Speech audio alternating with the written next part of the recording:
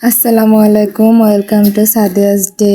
আপনারা কেমন আছেন? আলহামদুলিল্লাহ আমরা ভালো আছি।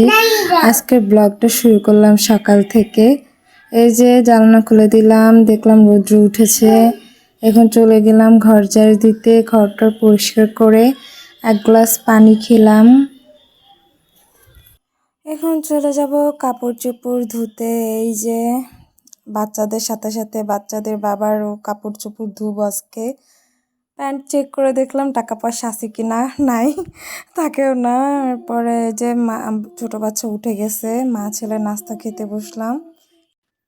মা ছেলে নাস্তা করে নিলাম, তারপরে তাকে টিভি ছেড়ে দিয়ে কাপড় চোপড়গুলো ধুয়ে ফেললাম।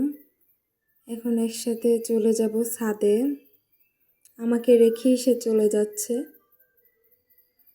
এখন ছাদে কাপড় চোপড় দিলাম, আকাশ আবার মেঘলা, মনে হয় আবার বৃষ্টি নামবে। তারপরে বাসায় চলে গেলাম, বাসায় গিয়ে রান্না বান্না শুরু করলাম। এই যে আমার ছোট ছেলে কাজ করতেছে, আর কোনো কষ্টই নাই, সেই রান্না করে, দেখেন সবাই।